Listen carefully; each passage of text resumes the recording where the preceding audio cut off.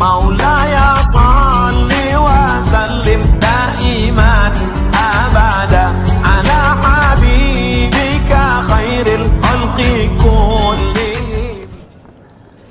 Gimana hukumnya memberi hutang kepada orang minjam tapi berkali-kali nggak pernah bayar? Apakah kita termasuk orang yang menzolimi dengan tidak mendidik orang tersebut menjadi mandiri? Karena sepertinya tak pernah mandiri dan tidak berniat untuk melunasi. Ayat yang paling panjang dalam Al-Quran, surat Al-Baqarah 282, satu lembar. Bukan tentang puasa, bukan tentang sholat, bukan tentang baca Quran, bukan tentang zikir, tapi ayat yang paling panjang tentang bayar hutang.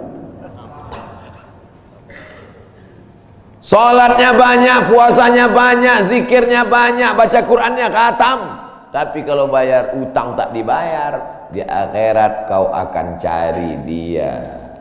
Oleh sebab itu ada orang mati syahid. Oh, mati syahid. Orang mati syahid nggak merasakan sakratul maut. Orang mati syahid nggak merasakan azab kubur.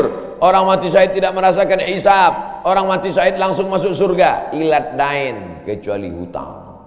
Makanya kalau ada orang menagih hutang, itu dia bukan pelit, dia sedang menyelamatkan saudaranya dari makan haram. Makanya datang ke rumah dia. Habis pengajian nih langsung datang. Assalamualaikum, waalaikumsalam. Kau mau menagih ya? Aku bukan mau menagih, tapi menyelamatkanmu, anak cucumu, istrimu, tetanggamu dari makan haram. Ya ayyuhalladzina amanu, hai orang-orang yang beriman, hai orang yang percaya bahwa setelah mati dia akan hidup lagi menghadap Allah. Idza tadayantum bidainin, kalau kau menjalin transaksi hutang piutang, ila ajalim musamma, sampai ke batas waktu tertentu, faktubuh, tulis, saya pinjam kepada kamu 500.000, akan saya bayar pada bulan Mei. Tahunnya jelas. Banyak juga bulan Mei, maybe yes, maybe no. Bulan berapa? Bulan Mei tahun 2020. Oke. Sekarang bulan Maret. April 1 Mei 2020 datang tagih. Kapan kau bayar? Mohon maaf aku nggak bisa, istriku baru meninggal, anakku pun sakit. Itu jangan kau cerita panjang lebar, tak tahan air mataku mau menetes. Kalau dia dalam kesulitan, fanaziratun ila maisarah, tunggu sampai dia lapang. Maisarah artinya lapang. Tunggu sampai dia lapang. Setelah dia lapang, datang lagi bulan Juni. Kapan kau bayar? Aku belum bisa. Nampaknya lebih banyak ongkos minyak aku daripada uang yang kutagih. Yang paling bagus, wa anta saddaqu khairul lakum, kau sedekahkan itu lebih baik. Karena aku pun makin datang makin kumat darah tinggiku, kolesterolku pun makin naik. Jadi untuk yang 500.000 itu ku sedekahkan aja, ambil. Tapi yang menghafal ayat ini yang ngasih pinjaman, bukan yang minjam. Sekarang banyak salah hafal, yang minjam pula yang hafal. Begitu kita tagih, kapan kau bayar? Wa anta saddaqu khairul lakum, kau sedekahkan itu lebih baik. Itu ayat aku, ayat kau 8282. Banyak sekarang orang salah hafal ayat. Jadi dalam Islam hutang piutang adalah ajaran tolong menolong tertulis dalam Quran. Namanya fikih muamalah. Ada fikih ibadah, sholat, zakat, puasa. Ada fikih jihad, jihad fisabilillah. Ada namanya fikih muamalat. Hutang piutang, gadai menggadai, pinjam meminjam, murabahah, mudharabah, bagi hasil. Maka hutang piutang ini cara tolong menolong. Jangan sampai dihilangkan. Tapi kalau tidak mendidik, maka Islam bukan agama yang memanjakan orang. Ada anak yang kurang ajar kepada orang tuanya. Bagaimana caranya berbakti kepada orang tua yang telah wafat? Apakah anak ini masih dapat ampunan Allah Subhanahu wa taala? Datanglah seorang bapak mengadu kepada Umar bin Khattab. Assalamualaikum Khalifah Amirul Mukminin Umar bin Khattab. Waalaikumsalam. Ini anak saya kurang ajar, tolong dihajar dulu. Kata Umar bin Khattab orangnya bijaksana, dia tidak mau main pukul. Dia tanya dulu, kenapa kau kurang ajar pada bapakmu? Hai Umar bin Khattab, kata anaknya, ya. Apakah seorang anak itu punya hak terhadap bapaknya? Ya. Apa hak anak? Mencarikan ibunya yang solihah, memberikan nama yang baik, memberikan makanan yang halal. Itu hak anak. Kata anaknya, ibuku tidak baik, makanku tidak halal, namaku pun tak baik. Apa kata Nabi kepada bapaknya? Apa kata Umar kepada bapaknya? Laqad aqaqtahu qabla an ya'aqqa alaik. Sebelum anakmu durhaka kepadamu, kau sudah durhaka duluan kepada anakmu. Jadi kalau begitu, ada anak durhaka, ada bapak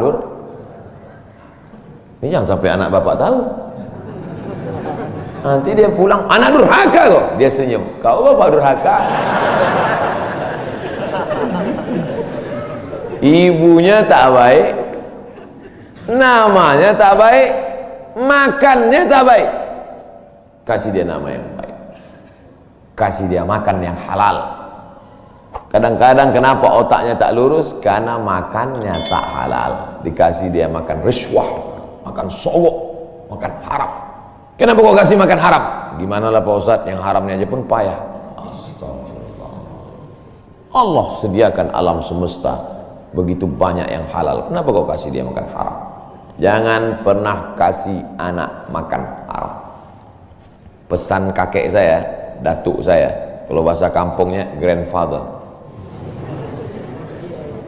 Cucuku 40 orang, yang satu ini jangan sekolah umum. Maksudnya saya tak dikasih sekolah umum, maka saya tak pernah sekolah umum. Sekolah ibtidaiyah, sanawiyah, aliyah, al-azhar, Maroko, Sudan. Tak pernah sekolah umum. Cucuku yang ini jangan sekolah umum, jangan kasih makan haram, nanti otaknya gelap. Cucuku yang ini jangan kalian kasih makan haram, nanti otaknya gelap. Pesan itu disampaikan almarhumah mak saya ke saya. Kau pun nanti anak kau jangan kau kasih makan haram, nanti otaknya gelap. Kalau sudah otak gelap, tak bisa membedakan mana tiang, mana orang, sifatnya kepala kita. Nah, jangan sampai anak kita durhaka gara-gara kita bapak yang durhaka.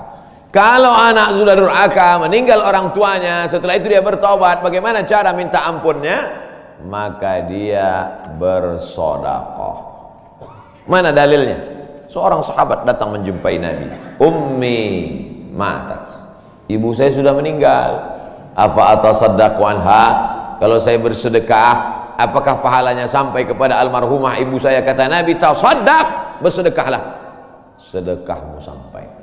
Maka wahai anak-anak durhaka yang sudah mati ibu dan bapakmu, maka datang kau habis pengajian ini langsung ke tempat anak yatim, panti jompo, sekolah-sekolah, pondok pesantren.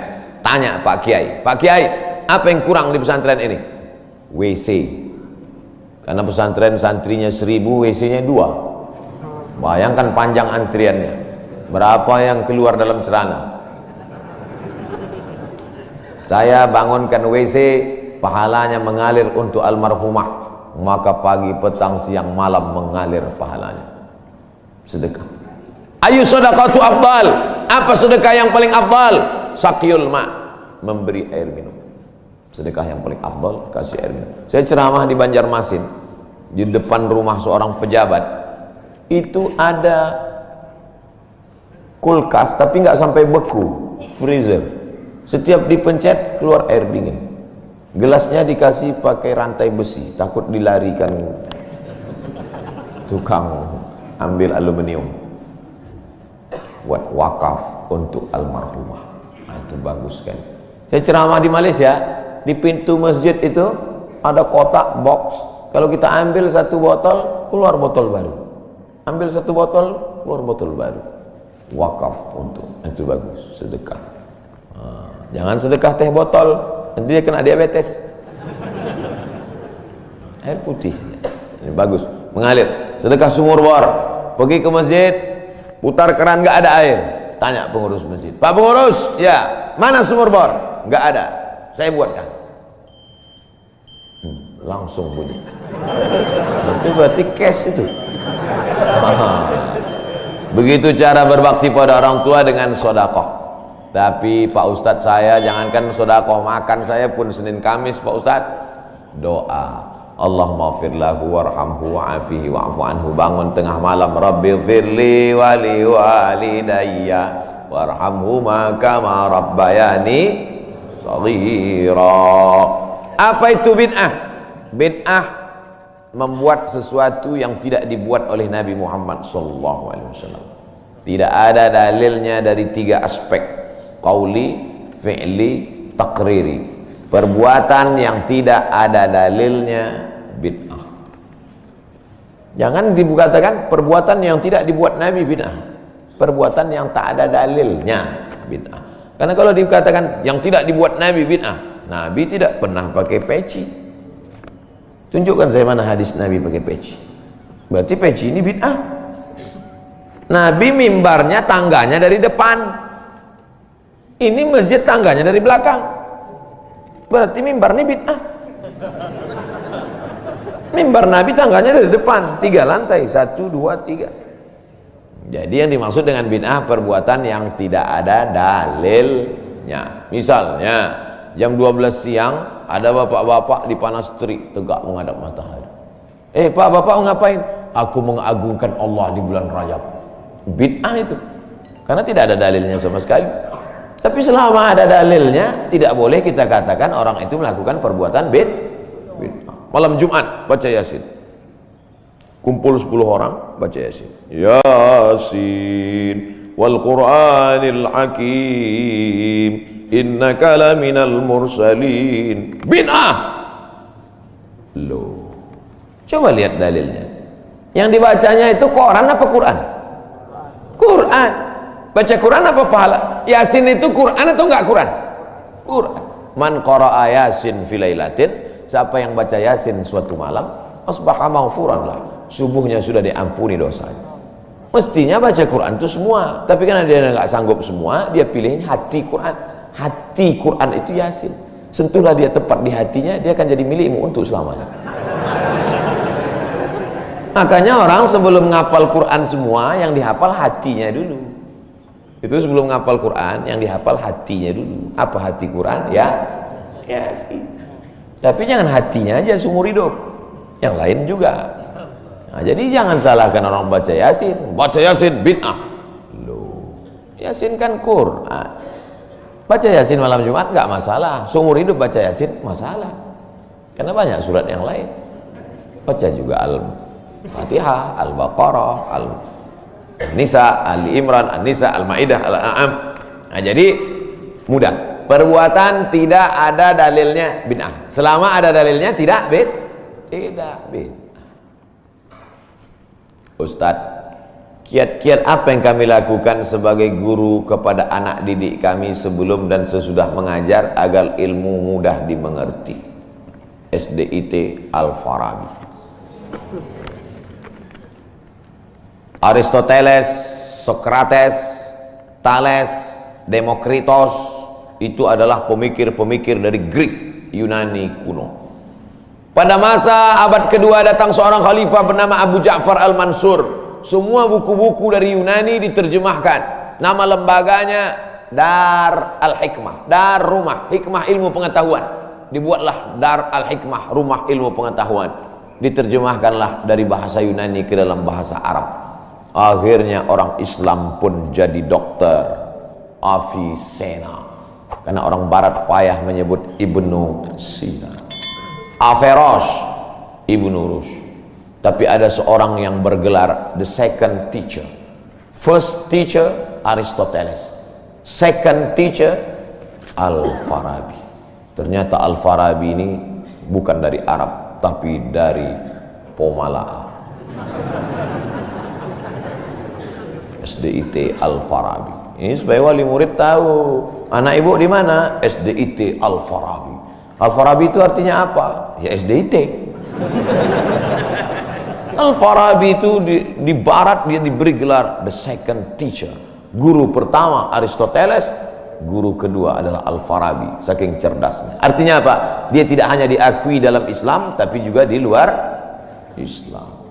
Kenapa dikasih nama Al-Farabi? Karena ingin anak-anak kita dalam kepalanya tidak hanya fisika, biologi, kimia, matematika, bahasa Inggris, tapi juga dalam kepalanya ada Quran, hadis, fikih, akidah, akhlak, dan bahasa Arab. Sehingga nanti dia akan menjadi ekonom, tapi ekonom yang beriman. Dia akan menjadi filosof yang bertakwa. Inilah cita-cita alumni Al-Farabi, insyaallah. Amin ya rabbal alamin. Nah, yang pertama kali menjadi guru itu adalah ikhlas. Karena kalau gurunya ikhlas, cakapnya masuk ke hati. Kalau dari mulut, ke mulut juga masuknya. Tapi kalau dari hati, ke hati juga masuknya. Kira-kira yang saya sampaikan tadi, saya mulai tadi jam 5.15, sekarang jam 6.05, dan 50 menit saya bicara. Masuk tak ke hati Bapak Ibu? Kalau tak masuk ke hati Bapak Ibu, berarti yang ceramah itu enggak dari hati. Dari mulut ke mulut juga masuk. Jangan sampai ke mulut pun tak masuk. Nauzubillah. Yang pertama kali tulus ikhlas. Karena perbuatan yang paling tinggi amalnya adalah menjadi guru. Makanya saya lebih memilih menjadi guru. Saya sampai sekarang menjadi guru. Cuman saya tidak punya kelas. Dulu sempat jadi dosen, habis itu keluar. Kelas saya sekarang masjid, lapangan sepak bola, sama stadion, sama gedung olahraga, sport center Antam. Saya mengajar tidak lagi terbatas oleh dinding kelas. Semua tempat menjadi tempat mengajar. Guru yang pertama harus ikhlas. Yang kedua, tingkah laku perbuatannya. Guru digugu dan ditiru. Guru itu dari mulai cara minumnya aja diikut orang. Guru minumnya tangan kiri. Yang minum tangan kiri itu setan. Berarti kalau ada guru minum pakai tangan kiri, berarti guru setan. Hati-hati jadi guru. Oleh sebab itu maka guru ini luar biasa. Guru ini luar biasa Bapak Ibu. Perbuatan yang tidak putus setelah mati guru. PNS setelah mati putus. Yang kan mati, pensiun aja putus. Apalagi mati. Tapi guru. Saya dulu punya dosen. Kata dia, saya ini lulus hakim. Tapi kemudian saya tinggalkan hakim, saya pilih jadi guru. Kenapa gitu Pak dosen? Karena kalau saya jadi hakim, 1 tahun ada 10 perkara, 10 senang kepada saya, 10 benci. Yang menang senang, yang kalah benci. Tapi menjadi guru, tidak akan ada murid saya yang benci kepada saya. Betul. Guru SD saya, berapa kali kepala saya diantukkannya ke tiang. Asal pelajaran saya nggak dapat, diantuk. Begitu reuni, saya cium tangannya. Saya nggak sakit hati, ingat aja dikit.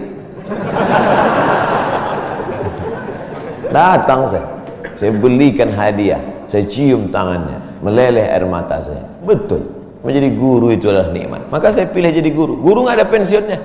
Saya sampai mati saya tetap menjadi guru. Oleh sebab itu maka guru ini luar biasa. Guru pahlawan tanpa tanda jasa. Oleh sebab itu menjadi guru. Oh, tapi jangan gara-gara ini semua pegawai Antam keluar mau jadi guru. Memang ibu bukan guru, tapi ibu menjadi guru bagi anak-anak ibu. Bapak jadi guru bagi keluarga bapak. Itu kita sudah menjadi guru insya Allah. Emak saya perempuan yang biasa, dia bukan guru, dia bukan PNS, dia bukan kepala sekolah, tapi dia menjadi guru bagi kami, anak-anak. Kalau kami pulang bawa main-mainan, dia tanya, mainan ini dapat dari mana? Dari jalan mak, antar ke tempat kau jumpa tadi, karena tak tahu itu punya siapa, nanti di akhirat ini akan kau pikul menghadap Allah SWT. Sampai hari ini, kalau ketemu barang-barang di jalan, tidak berani bawa pulang, ingat pesan almarhumah emak itu. Mungkin cakap ustaz tidak masuk ke telinganya, tapi kata-kata ibu luar biasa. Ibu-ibu, bapak-bapak, nanti kalau mau sakratul maut, pesan paling jitu sampaikan pas mau mati. Jangan makan haram. Luar biasa itu, mereka berkesan. Sampai anak cucu akan mereka sampaikan. Nenekmu dulu ketika mau mati, pesan terakhirnya, jangan makan baru sebut la ilaha illallah. Pertama, ikhlas. Yang kedua, perhatikan tindak tandukmu, kau dikuku dan ditiru. Yang ketiga, insya Allah bangkitkan semangat, karena setelah kau mati akan mengalir pahalanya. Abdul Somad kalau mati meninggal dunia, setiap bulan Rajab, bapak-bapak, ibu-ibu, anak-anak bapak, cucu bapak, ibu yang hadir-hadir nih, anakku yang kecil, setiap bulan Rajab mereka beramal. Abdul Somad sudah mati dimakan cacing tanah di Pulau Sumatera, di Riau, pahalanya tetap mengalir. Dari mana? Dari Pomala.